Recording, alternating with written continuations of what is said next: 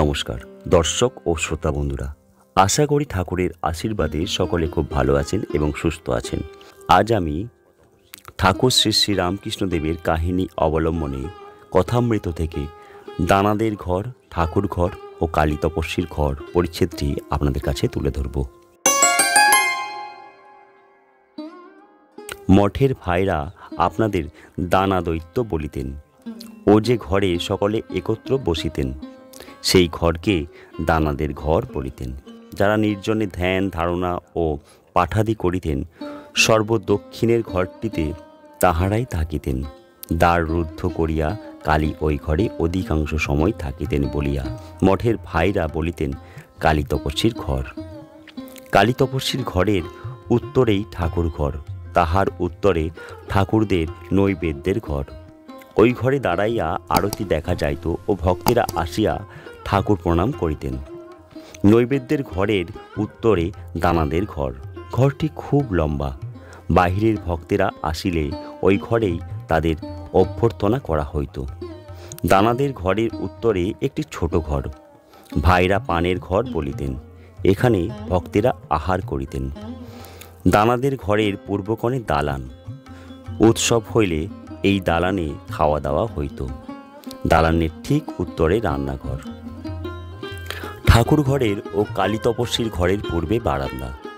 বারান্দার দক্ষিণ পশ্চিম কোণে বরাহনগরের একটি সমিতির লাইব্রেরি ঘর।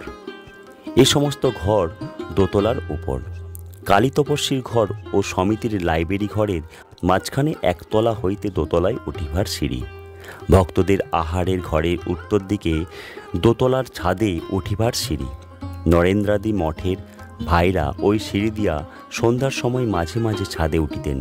সেখানে উপবেশন করিয়া তাহারা ঈশ্বর সম্বন্ধে নানা বিষয় কথা কহিতেন।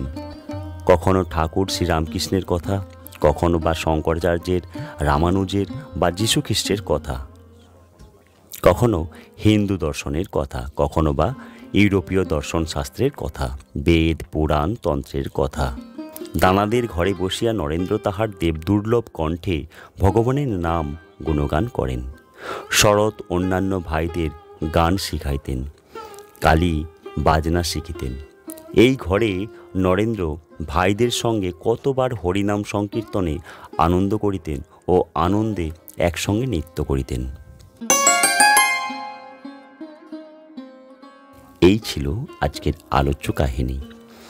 আজকের এই ভিডিওটি যদি আপনাদের ভালো লেগে থাকে তাহলে অবশ্যই অনুরোধ করব, ভিডিওর নিচে কমেন্ট বক্সে ছোট্ট করে একটি কমেন্ট এবং লাইক অবশ্যই করে যাবেন। যারা আমার চ্যানেলটিকে সাবস্ক্রাইব করে রেখেছেন তাদের সকলকে আমার অসংখ্য ধন্যবাদ। আর যারা প্রথমবার আমার এই চ্যানেলে এলেন তাদের কাছে আমি একটাই অনুরোধ করব, আমার ছোট্ট চ্যানেলটিকে সাবস্ক্রাইব করে পাশের বেল আইকনটি অল করে এই রকম আরও ভিডিও পেতে আমার পাশে অবশ্যই থাকবেন। ঠাকুরের আশীর্বাদে সকলে খুব ভালো থাকবেন, সুস্থ থাকবেন, আনন্দে থাকবেন, এই শুভকামনা নিয়ে আজকের মতো এখানেই শেষ করছি। ভিডিওটি সম্পূর্ণ দেখার জন্য অসংখ্য ধন্যবাদ।